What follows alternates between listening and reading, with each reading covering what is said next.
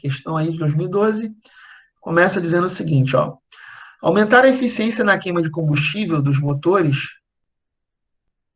a combustão, né, e reduzir suas emissões de poluentes é a meta de qualquer fabricante de motores. Então, assim, é o objetivo de qualquer fabricante, né, pessoal? É você pegar toda a energia para funcionar e transformar isso em movimento, né? Então, é também o foco de uma pesquisa brasileira que envolve experimentos com plasma, o quarto estado da matéria que está presente no processo de ignição, né? A interação da faísca emitida pela vela de ignição com as moléculas de combustível gera o plasma, que provoca a explosão liberadora de energia, que por sua vez faz o motor funcionar. Né? É uma informação interessante, mas que não vai fazer a menor diferença para a gente resolver a questão. Né? Ele resolveu só mostrar um aspecto de um aspecto de pesquisa de fronteira numa questãozinha aqui no Enem. Isso não vai influenciar que a gente resolva a questão. Você não precisa saber sobre plasma nem nada, né? No entanto, a busca da eficiência referenciada no texto apresenta como fator limitante, né? E ele te dá algumas opções, né? Quer dizer, a ideia da questão é que existem pesquisas que procuram aumentar sempre a eficiência dos motores.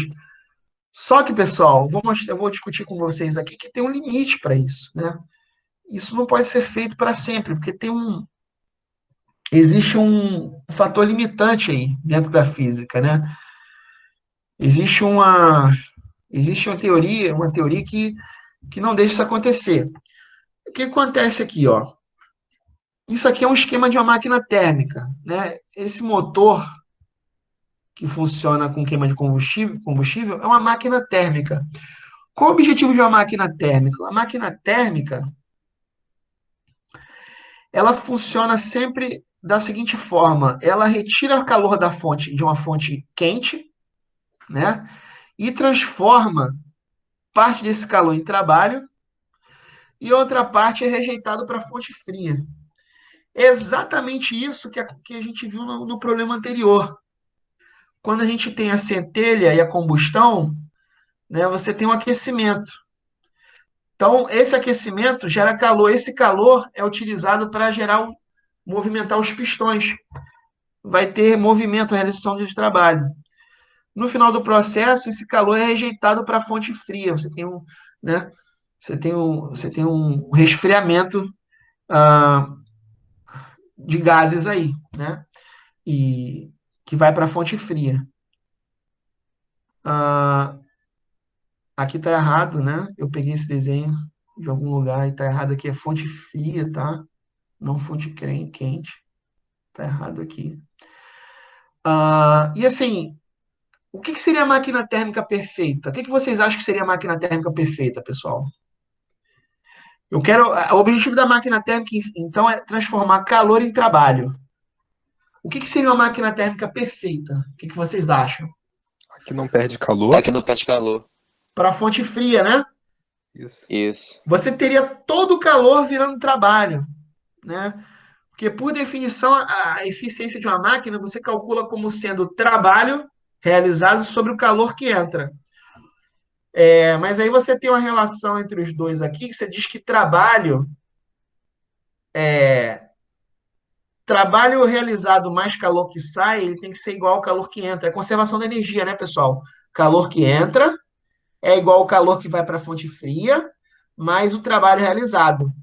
E aí, se você usa essa relação, você chega nessa relaçãozinha aqui, ó, eficiência, ó, né? É, como vocês bem falaram, uma máquina com 100% de rendimento, esse cara aqui deveria valer quanto, esse QF aqui? Infinito? Não sei. Não, não. Não, Ué, uma máquina com 100%. Se uma máquina térmica tem 100% de rendimento, tá? Quanto dá o QF para isso? Quanto tem que dar o QF para o rendimento? O rendimento é essa letra aqui, ó. É a letra ETA, né? Isso aqui é a definição de rendimento. Quanto tem que ser o QF para isso aqui dar 100%? Bom, considerando que o F é o que final, deve ser Que é inicial, né? Sim, mas o valor 1, 2, 3, 0, tem que valer quanto? Eu acho que 2, pra ficar igual a 1, pelo menos. Não sei, 0. Ou não? Mas aqui não está em porcentagem, pessoal. Aqui 1 significa 100%. É isso que eu quero dizer para vocês. Tem que ser 0, não? Tem que ser 0. Tem que ser 0. Uma máquina com Sim. 100% de rendimento, Pedro, vocês falaram ainda agora aí. Uma máquina com 100% de rendimento rejeita 0 de calor para a fonte fria, não rejeitaria nada, né? Não rejeitaria nada, tá? Tá bom? Só que, infelizmente, pessoal, né, a natureza limita isso, né? A natureza limita. Por quê? Porque a máquina térmica com maior rendimento que existe na natureza, pessoal, é a chamada máquina de Carnot, né?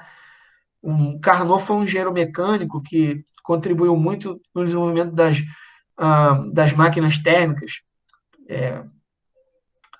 principalmente na época da Revolução Industrial e etc., né? Onde teve o desenvolvimento teve substituição de ah, mão de obra manufaturada por máquinas para aumentar a produção. Então, você teve um estudo muito profundo sobre as máquinas térmicas, surgiram as primeiras locomotivas, etc. E o Carnot mostrou, pessoal, que a máquina com maior rendimento possível é uma máquina desse tipo. É uma máquina que ela funciona com dois processos isotérmicos, que é o de 1 para 2 e de 3 para 4, e dois processos que não têm troca de calor, que são os adiabáticos, né? Que é de um processo 1,4 e 2,3. Mas, enfim, o Carnot chegou na seguinte relação para o rendimento de uma máquina desse tipo. É muito parecido com o caso geral. Isso aqui é para o caso geral, pessoal. Isso aqui é válido para qualquer máquina, não só de Carnot. Para a máquina de Carnot, você substitui aqui QF, você substitui pela temperatura da fonte fria e o calor retirado da fonte quente, você substitui pela temperatura da fonte quente, né? E o que acontece? Para você, aí é que tá, olha só, aqui que interessante. Aí é que você tem a conexão entre a termodinâmica e as máquinas térmicas. Onde é que está a conexão?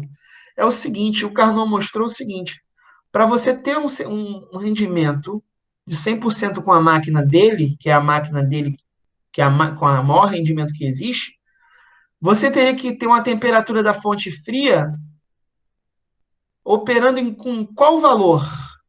Você deveria ter a temperatura da fonte fria para isso aqui dar 100%. 0 de novo? Teria que ser 0, né? Lembrando que essa temperatura está em Kelvin.